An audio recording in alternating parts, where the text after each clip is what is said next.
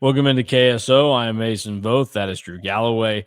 Here we sit, Monday, getting towards late October. The weather nearing the point of, hey, maybe this change is going to be for good, and we're not going to have to go back to worrying about upper 70s, 80 degrees. We shall see. The one thing that I do know is that it is going to feel a lot more like football season when K-State and KU kick things off on Saturday in Lawrence. I think the high right now is only like 63. And there's going to be maybe some rain that passes through like way early in the morning. Nothing as of now that's projected to impact the game, which, Chris Klieman thinking his lucky stars for, because you have to go back a ways, I think, to find a game with legitimate precipitation that his team has come through and won. So Tulane last year. yeah, but it didn't really ever rain during the game. I guess that's true. Because I was down on the field prepared for rain, and I sweated my what off in my rain pullover because it was swampy down there with the humidity and everything, and there was never any rain. There was rain beforehand and I think rain after, but we never actually got it during the game.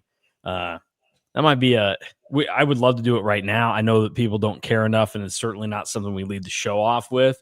So that's like a viewer homework project if you want to go back and think of all the games with precipitation in Chris Klieman's career, what K-State's record is and what those games are. And if we have time at the end and we feel like messing around, then we might compile it ourselves and think through.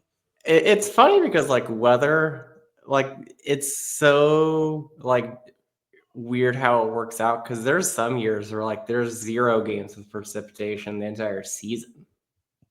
But then I think that's also what highlights the select few that have had precipitation in K-State's lost. Because I'm thinking back and I'm like, 2022, I know there was 0 precipitation in any game. Yeah, it's just he's avoided it a little bit better. Bill Snyder towards the end had some pretty heavy doses of it. Bill Snyder towards the end, there would be a rain delay.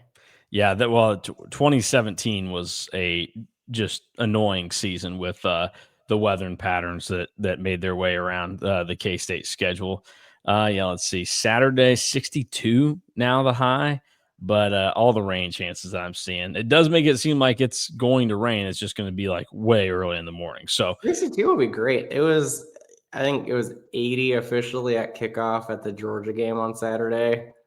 Got cold towards the end of the game. Sun went down. I was glad I wore long sleeves. That's perfect. That's a perfect football setup right there. After I was regretting it for the first 2.5 quarters, and I was sweating because we were in the direct burn. I think I would rather have regrets of being too cold than being too warm in those settings.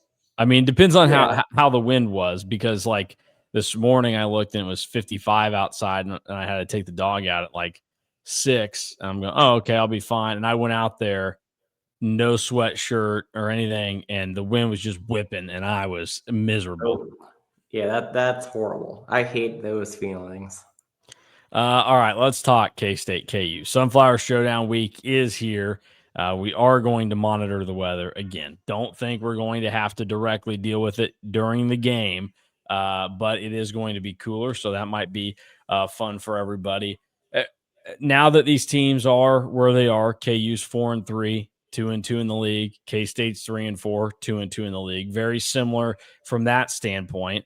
Both also seem to be, the last 3 games, the sample size is flipped. K-State's 2-1, feels like it's the best 3 games of their season, and KU's 1-2. And I don't know that you could explicitly call those 3 the worst 3 games of their season, but you certainly don't like getting blown out, And the Texas Tech thing, it's not even really that they got blown out. I honestly, beating UCF 27-20 might be the one where you go, oh, we've got some regrets about that one. Cincinnati at this stage, I guess they're good. I would say to the Texas Tech thing, you could say is probably their worst performance because they played so poorly, then so well, and they played so well in that second quarter, but still couldn't take the lead, and then they were not competitive in the second half. Yeah. But you have these teams that seem to be on fairly even footing with where their season sits right now, and we know everything that is at stake here. As we sit 5 days away from this game starting, what's your read on what this looks like come Saturday? I'm really torn right now because of what you kind of laid out to start there of like this is the best 3 game stretch that K-State has played since last year. So you kind of feel good about what they're doing and that you can tell they are ascending and they're playing more towards that team that we thought. But then KU, are they better than their record is at 4-3 because of who they've played? That's kind of the thought that's going through my head because Missouri only has 1 loss, Cincinnati only has 1 loss, and Texas Tech only has 1 loss of the teams that they've lost to. Now, are 2 of those teams worse than what their record says? That would kind of be like the counter argument because Missouri farted around and probably should have lost to Auburn on Saturday and had multiple chances that they were going to lose to Auburn on Saturday, but didn't. And I'm still unsure about Cincinnati. I think that they're good, but I don't know how good they truly are if you really line them up with other teams in the Big 12 playing at their peak, like Arizona State and Texas Tech. So I'm a little conflicted. I think that you're going to see a lot of different things from both teams. And Chris Klieman hinted at that today. We've kind of hinted at it all season long. And even before the season, knowing that both teams are going to be coming off a bye, you're probably going to be seeing different stuff from both teams.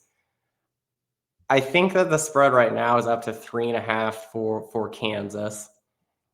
Home field is 3, so I mean they essentially have it as a pick 'em, and that's probably where I would have it.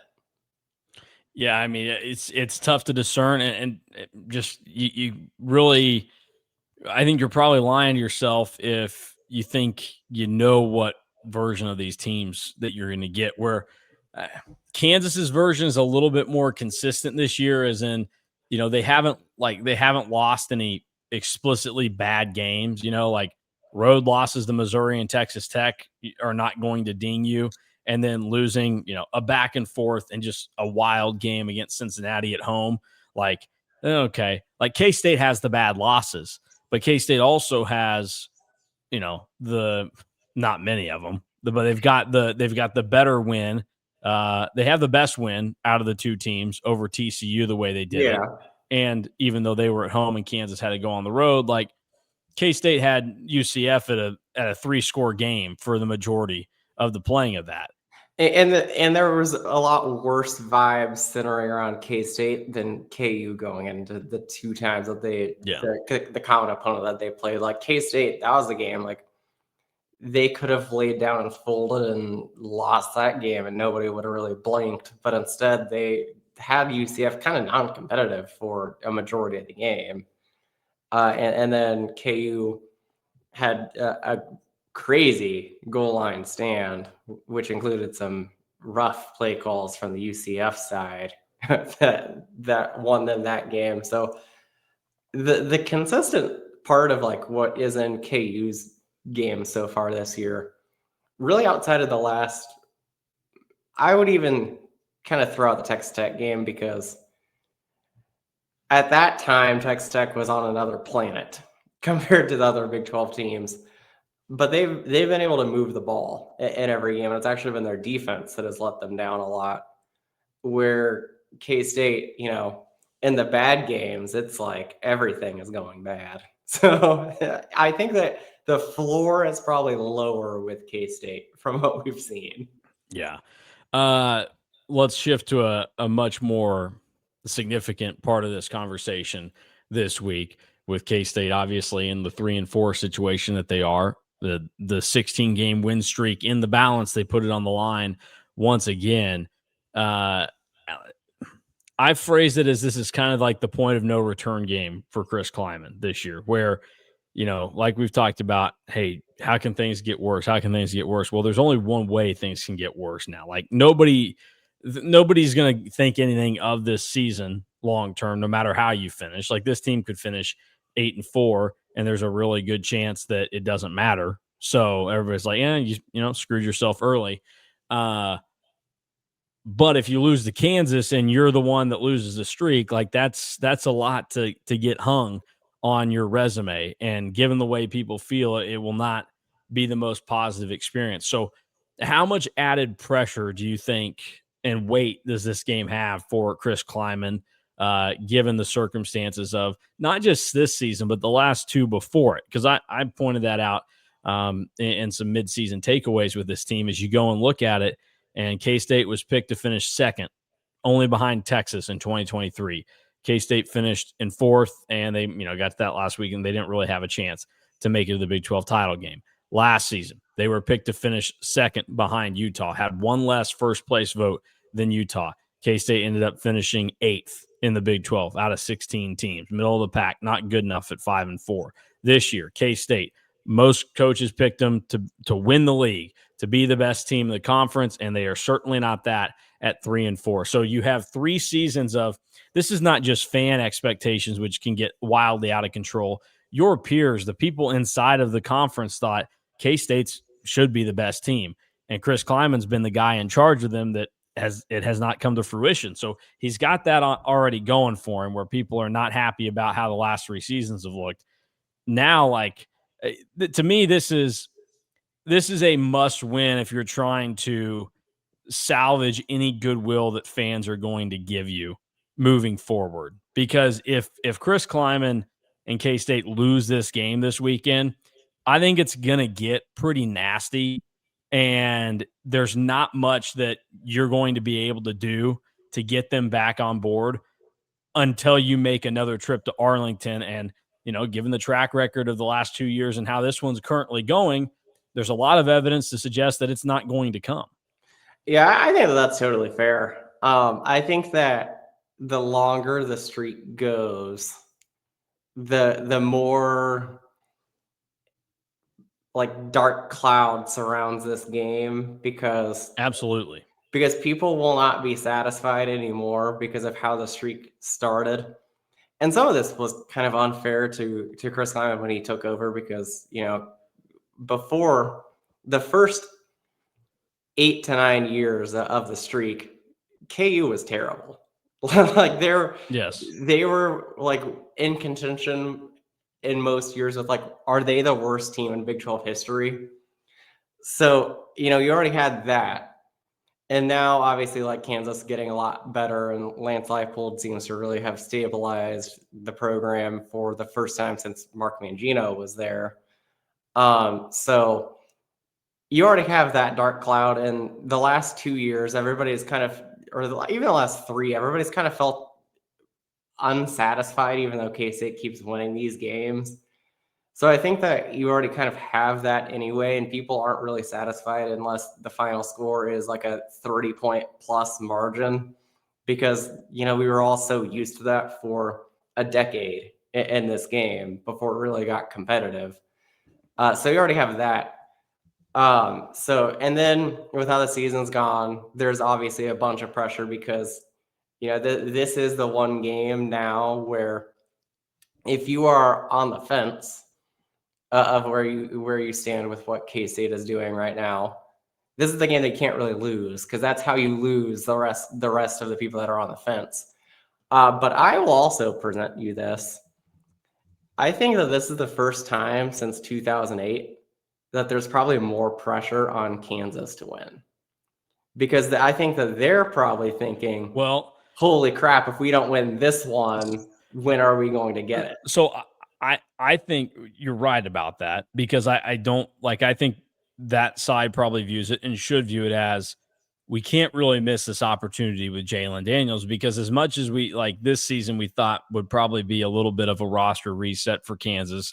It gets a whole lot harder when you have to go find a different quarterback. Like, what you're getting in Jalen Daniels, and it can be shaky at times but it also can be pretty spectacular at times that Kansas has found out. But yeah, I think both coaches with their respective fan bases are in very similar positions in how they're going to be viewed and treated for kind of different reasons. But like the animosity that both coaches kind of are getting from their fans right now is uncharted territory for the both of them because Chris Klieman it started to turn a little bit last year as they faltered again, as we've talked about a number of times. But like he was the right move after Bill Snyder, and he came in, he won the Big 12 and all this stuff, like a lot of good stuff there. And now it's only recently started to turn that way. If you lose this one, like, it's on fire. Other side, Lance Leipold, same type of deal where it was all, rainbows and sunshine for him for the first little bit because you took this program that was in the way down dumps of college football and you brought them up, and then like can happen, you can become the victim of your own success. And so he set the expectations, and now some of the way that things have been handled over the last few weeks and the way they've lost games, and now you see some unrest there with everything going on. So like both of these guys are like, this is Jerome Tang walking into Hilton Coliseum last year levels of holy crap, I need this win. Yeah, Like it is fascinating, and I think that's also why you're going to I think you're going to see both teams really pull out a lot of the stops if they need to do something to win. Here's a question for you: do both teams lose, regardless of who wins? Do both teams lose their game after the Sunflower Showdown this year? I mean, probably. I mean, you already look in K-State has Texas Tech, who their season is going to be like on the line when they go to Manhattan. Yeah, not the most fair because K-State is losing regardless. I would imagine. I don't know who KU has after K-State. KU play. Oh, it's Oklahoma State. Never mind. KU's not losing. My bad. Yeah, no. they'll beat Oklahoma State, but like I could see a world where like if KU beats K-State, that Oklahoma State game is close for 3 quarters. Yeah, a little hangover type deal. So I mean, it is probably the most pressure-packed Sunflower Showdown. Do I say of all time? I mean, like we have to consult and we say it affectionately, we'd have to consult the olds on that. But I mean, you're probably, unless somebody's going to whip out some KCAC matchup from back in the day or something, like the year where they were both ranked in Snyder 1.0, I couldn't see an argument for that. But like this is like kind of fork in the road for both teams. Pressure packed because they both really feel like they need the win, and then just pressure packed because again, for the first time in this rivalry in a long time, I think there's a lot of pressure on both sides. Yeah, I mean, you're probably looking at the only other one that you could like throw out there. It's kind of more manufactured and given the circumstances is I think the 2022 game was kind of sneaky. Now K-State got it at home though, so there wasn't as much there, but like K-State had to win that game to go to Arlington. KU was obviously legit, like fired, but K-State ended up winning by 20 points still. So there also wasn't really a ton of pressure on the KU side because it was like, okay, like if we win, they had already locked down bowl eligibility and all that. And from the KU side, it was like if they won, it really just ruined K-State's season. It really I don't think that they really thought that they could win that game. Yeah, you're right. There was nothing on the line for them there. Whereas this year, this is the worst version of K-State that you will have seen since 2018. And KU to this point is the better football team than K-State. And like, obviously the odds makers agree with that since KU's favored for the first time since 2009. So like, it's the first time that they've been favored since the streak started. So like, it's the most pressure packed, I think, because both teams have a legit chance to win, and then pressure packed because I don't really know where the season goes for either one if they were to lose. Yeah. And I would also say there's some individual legacy stuff for the two quarterbacks in the game that's important where, Jalen Daniels isn't going to be like just thrown in the trash if KU loses this game because it's just like hey, join the club, like everybody does that. Like there's still plenty of things that people, I think, at KU would remember him fondly for, as they should, for dealing with the end of Les Miles, just throwing a 17-year-old out there and saying, hey, go throw pick sixes to Justin Gardner, and like in the middle of a pandemic.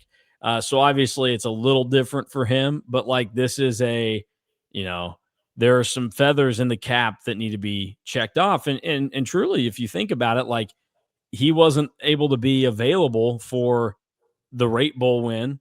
So, that he didn't get that experience of being the quarterback to win the bowl game. They lost And in the Liberty Bowl when he played. yeah, which, you can question the 2-point conversion play calling there at the end where You don't think that having the guy that had already thrown for like 500 yards and 4 touchdowns, you don't think that letting him throw and having his backup throw I guess, is a good idea? I guess they thought Jason Bean was better or something. I don't know.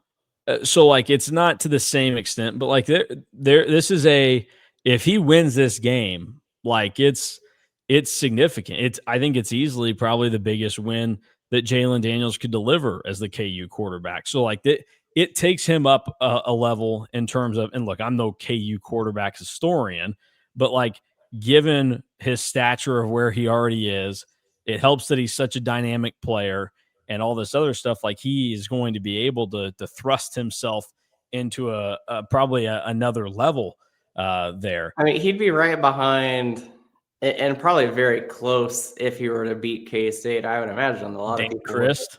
I was going to say people would have him right up there with Todd Reesing. Yeah, no, that's what I would like. I think you would have him again. I don't know if you have even anybody right now that goes behind Todd Reesing that has played within the last 70 years or so of college football. But like, yeah, that's the realm where you're at. On the other side, like this is Avery Johnson, where we've already talked. So much has not gone according to plan and has gone wrong from what K-State fans wanted and expected of this experience. And some of it to his own doing, others of it to the people around him, whether that be coaches or whoever else. But like this has not been what it was supposed to be. And the Avery Johnson experience has been a failure at Kansas State up until this point. I don't even think that's debatable. Even if he ends with all of these records or all this other stuff, it's not going to satisfy people, and it shouldn't satisfy people given what was supposed to happen. So one way to salvage it doesn't right every wrong. Like the most important thing that Avery Johnson was supposed to come do at K-State was win a Big 12 title. It hasn't happened yet. It doesn't look like it's going to happen.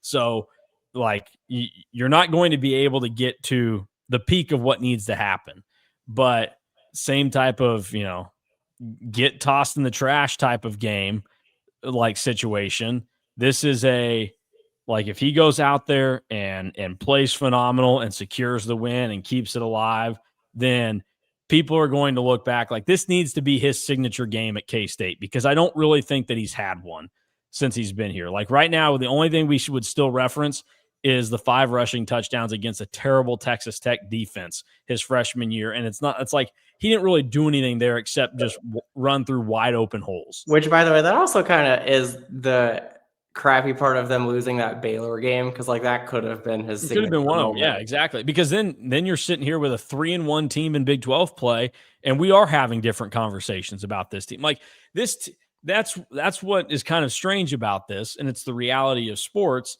Is that even though that that team is a point away from the game being different and all this other stuff, and it doesn't really overwhelmingly change how they played, that win-loss there is so significant, because if they were actually 3-1, then we're not having jokey like, oh, what are the chances? Like they are firmly back in this thing, and we are talking about, is this team kind of closer to preseason expectations? But they lost it, and they already have 2 losses, and you're going to have to still go on the road to Kansas. You're still going to have to beat Texas Tech. You still have to go to Salt Lake City. So you have 3 really difficult games still left on your schedule. One against Colorado, then that maybe you could, lose, and then Oklahoma State. Who cares about them? Although talking down on Oklahoma State has cost me in the past before. I went on TV the week before they played O State in 2023 and called them terrible, and that didn't work out very well. But up until that point, you were correct. Yeah, true. But like that's where this team is. Like they were so close there. So yeah, that would have been. But like, there's not really that defining game or moment. Like right now, the moment is probably the 50-yard pass to Jace Brown to beat Colorado last year. But it's Yeah. like that's just a game that X amount of years down the line will go, oh, like that was kind of fun. But like, I don't want to. I don't want the Avery Johnson experience to come and go for K-State fans. And we look back and we're treating that like, Josh Freeman and 15, 20 years from now, we're doing KSO Classic and we're doing K-State Colorado 2024. And it's like, oh man, like that was a really fun game, awesome environment. Like, yeah, we'll probably be at that time saying that Avery was underrated given how his career played out. We'll forget all the thoughts in the moment. But it's like he doesn't really have that signature game. And that's what's on the line here is he can improve the legacy. He can soften the blow of how terribly disappointing this season has been. And really, the first 2 years of him being the starting quarterback at K-State and can kind of salvage something and do something. Like he needs to have not just a big game, but almost a heroic game for K-State to go in there and secure the win. This is a game where, like I Because said, if you're the quarterback and the coach that loses the streak, you're going to be have very poor like remembrance from fans, whether it's oh, yeah. fair or not. But like it's just how it's going to go, especially because there's nothing else that you can achieve to like make up for it. Like this team, this is not you could go 11-1, lose to Kansas, and then go win the Big 12 title. Like yeah, that would suck, but you also would sign up for that in a heartbeat because look at what Ohio State has done the last few seasons. Like it hasn't bothered them well, it has bothered them to lose that game, but it hasn't bothered their ability to go out and do other things from losing it. And for K-State, like that option's not there. This is because going 6-6 and making a bowl game, sure, it doesn't make you look like you're a complete dog crap team, but nobody cares at K-State. Like the standard is not 6-6 and sneaking into bowl games. Like legitimately the only thing that this K-State team has that can keep them living up to the standard of what K-State football has been over the last, however long since Bill Snyder came back for 2.0, like ever since you got rid of that terrible man, Ron Prince, winning this game is the only thing that you can match for the standard this year because everything else has gone out the window. Yeah, I agree with you. And that's why I think that, like I said, both teams are probably going to pull out all the stops. Does that mean that you're going to see 20 to 25 Avery Johnson carries? I don't know. Like if you need to win the game, I wouldn't be surprised if it happens. And like just getting the general vibe off of the press conference today, kind of sounds like Dylan Edwards isn't going to be available again. So you're going to see probably more Avery running, more Joe Jackson, more Davon Rice. And my ears perked up a little bit when I heard Chris Klieman point out Blake Barnett again as somebody that needs to be able to run the ball. Well, we know they love it. It's going to happen. So, yeah, well, we'll keep an eye on that. All right, that's really all that I had for today to kind of set the scene for the week. We'll have way more talk about this throughout the week. We'll be talking football tomorrow. Wednesday, we'll go basketball mode. I'll have a bunch of stuff from Kansas City going on up there. Thursday, back to football. It'll be me and DY with the preview show. We'll do more football stuff on Friday for the game, and then Friday night late once K-State Missouri ends, we'll have a little post-game reaction. Look, if it turns out to not be a legitimate game and it's just a couple of teams farting around with a ball in Columbia, Missouri, there will be no post-game live. But if we have 20-minute halves, the game is played straight up, and we see real minutes for guys. I'm not watching Alex Podojak out there for 40 minutes, or Justin Werner or any walk on of the last 20 years. The other thing is like, I'm really interested to see because of being a sicko and like going through and like looking at some of the scrimmage results. I'm just hoping that it's a real game and it's a free flowing basketball game. I can't even remember what game it was, but there was a Big 12 game semi recently that the game had 60 fouls in an exhibition scrimmage. Like, oh yeah, who was that? Like, what are we doing if that's the case?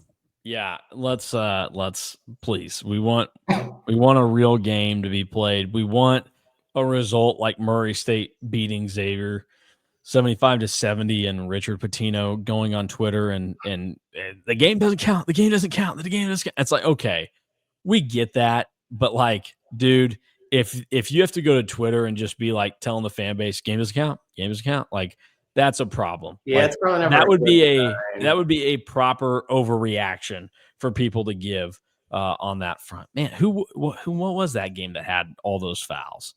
Let me Was let me it do BYU Nebraska? Did that have a let me ton of fouls? let me do a little digging here.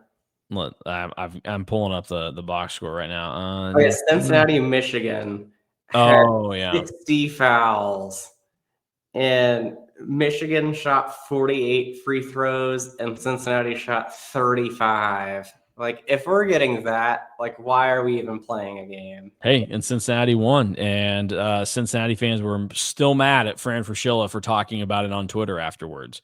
The most sensitive and overinflated basketball fan base in the Big 12, Cincinnati, for going after Fran. I did like that Fran responded and told Bearcat fans, "Hey, I bet I know more about your roster construction than you do right now. Like you only had one maybe rotation guy that didn't play.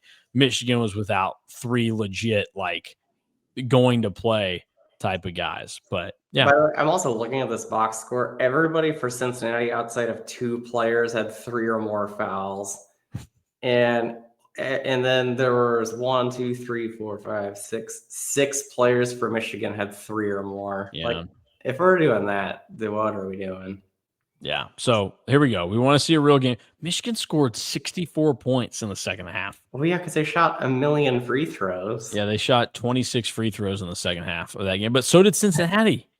I mean, geez, Louise. So, okay, well, that is what we got there. How much time do you have, Drew? Do you want to try to remember off the top of your head all of the poor weather games that Chris Klieman's played in at K State? I guess not necessarily poor weather, just precipitation games at K Yeah, State for Chris Kleiman. yeah, I got like 5-ish minutes. We can. Okay, all right. So we know the Iowa State game this year. That's a loss. Mark that down. Iowa State in 23. Whoa, don't skip. Let's go backwards by year. Okay, Let's Houston, Houston. terrible. Okay, so that's 0-2. Then yes, now we can get 2023 Iowa State in the snow. Let's see. It was fine for Kansas, fine for Baylor. I think all those other ones were mostly good. You know, oddly enough, there was a little bit of rain at times during that Missouri game, which they did lose. Oh, the game with precipitation, the last one that K-State won was Missouri in 20. It was Missouri in 2022. 22. Yeah, great point. I thought that there was good weather for all of those, but it was 21 that I was thinking of that it had good weather for all of them. Yeah, great point. It was that the game had to have a delay for it to happen. So There you go, Missouri in yeah. 22, because I remember coming off of that game and everybody was still unsure if K-State could throw the ball because they didn't have to. Because the case Adrian Martinez was 9 of 20 throwing the ball in that game, but Deuce Vaughn ran for 145 yards on 24 carries. So yeah, that was a weird game, and K-State also scored on a punt return touchdown. So yeah, I got 21 and 22 weather confused in my mind. yeah, I don't think there were any others in 22 that were like straight up bad. Now West Virginia was just kind of cold. Let's see, 21 you said was perfect. I think Oklahoma did it actually rain? It was overcast, I remember. I think it was just overcast. Okay. I don't remember any rain at the Oklahoma game in 21. Oh, Texas Black Friday. Did it rain? Like that was another nasty overcast game. I can't remember if there was actual. I think it was also just All overcast. right. Well, I'm gonna have to do some hard research on that. Because again, I say, K-State hasn't played very many games in precipitation. It's just the ones that they've lost. Yeah. The KU game in 2020, right? There was some rain with that one, I think. Oh, Maybe not. KU in 22, there was some missed. Yeah, yeah, and then they muffed the punt. So yeah, I don't know. That's something we'll have to talk about this week is special teams because 3 straight years KU special teams has gifted K-State points and drastically changed the momentum of the game. It was a muff punt in 2022 after KU stopped K-State on the opening drive. Instead, muff Malik Knowles in the end zone the next play. K-State's up 7-0. 2023, muffed punt. K-State gets the ball after the drive stalls out, goes and scores a touchdown. They're right back in this thing. And then last year, they step out of bounds at the 1 yard line. Devin Neal can't get out of the end zone. Pretty significant safety because K-State ended up winning the game 29-27. Also, weird fact, KU scored 27 points exactly in 3 straight Sunflower Showdowns. Wow, that's a great fact. 23 also had the blocked extra point that K-State ran back for 2. True.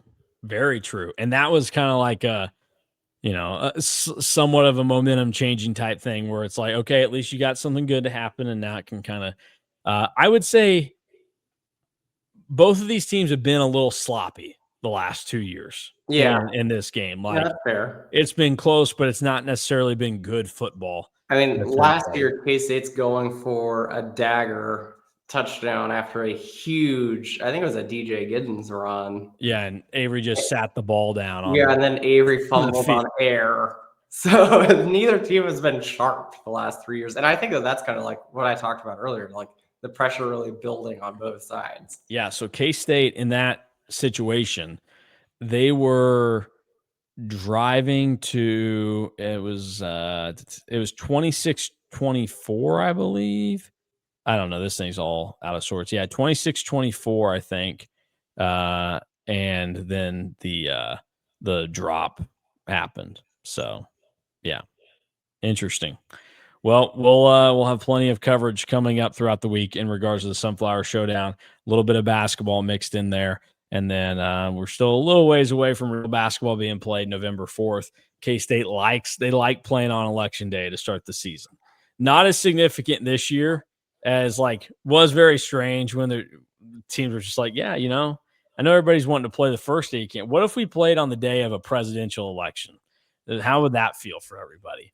So yes, nothing. I don't think anything that important this year. I know those of you that are big on your civic duty probably going to come at me and be like, "Oh, you got a local race here." It's like, I don't know about it right now. So not important to me. Maybe that's ignorant of me to say. I know everybody's vote counts, that kind of thing. I'm sure that's true, but I'm if you want me voting in school board elections right now, I just moved into a new district. You think I know anything that's going on? Let me ask you this, Drew. Quick homeowning question. So this morning, we're trying to grow new grass. Well, really just trying to grow grass at all because there was none here. It was just a bunch of dirt. And so we're having to run the sprinklers pretty consistently. So it's like the sprinklers run every morning. I think I have them starting going at 8, and then they'll run again later in the day. But sprinklers start going off, and I get a knock on the front door, and I open it, and it's a construction worker from the house to the left of us, and he's asking me to turn off the sprinklers because of the wind. It's blowing the water towards them, and it's cold, and it's whatever. And he's seeing if I can shut the sprinklers off. I said, well, I had a tough response. I was like, well, we're trying to get grass to grow, so we kind of need to water the yard. But I did oblige. I said, well, let me go in. I can do that for you. I think I should have told him tough stuff, and Yeah, I got to do my what would you have done there? I think that I would have just said tough stuff and kept it going. Yeah, I would have sounds like a you problem, I Yeah. have to be able to water my yard, the house next to me is not even built. Nobody's living there yet. You got nothing going on. No, I love me some me. You're a better person than I am because I wouldn't have shut it off. Well, I have thought about going and starting them some point this afternoon and just acting like nobody's home now and making them deal with it. So tomorrow they'll be back on, and if they're over there, double birds, and I'm leaving them on. There you go. We need this grass to grow. I already got in trouble because we had 2 bags of grass seed, and I went and I put down the first bag. It was a smaller bag, and silly me for thinking that if my the people in my household decided to hold on to grass seed to bring from the old house, that it probably was still like viable to put down. Like it wasn't probably by like a Best Buy date or something. Like, oh, okay, I can use this, it'll grow grass. And then I started getting worried last week when half the yard was starting to sprout grass and the other half was still just dirt. And I was going, oh my gosh. Because I used the smaller bag first and it got me through almost half of the yard. And I was like, okay. So then I went in the new bag, which is bigger, and we still have a lot left over. And I started going, oh my gosh, only half of the yard's going to grow. This is going to be a disaster. Like I was pretty worried about the situation. And then my wife says to me, why do you think that it's only coming in? I said, well, I was worried about that. And so then she was like, well, you should have used that back. I was like, well, look, I thought I might end up having to use both of them at some point anyways. So I just figured I'd use a smaller one first, see how far I could get with it. And she's like, well, we've had that for like 4 years or whatever. I was like, I just kind of thought that if we still had it, that it was probably okay to use. No, I'm with you. I wouldn't have guessed that at all. But I am starting to see some grass come up on the other part of the yard now where I went and put the actual stuff that might work down. So we'll see. But yes, sprinklers will run tomorrow. I'll tell them that Drew Galloway sent that gift to him. All right, that'll do it for us today. Thanks for watching and listening to the KSO show. Back again tomorrow to talk more K-State football.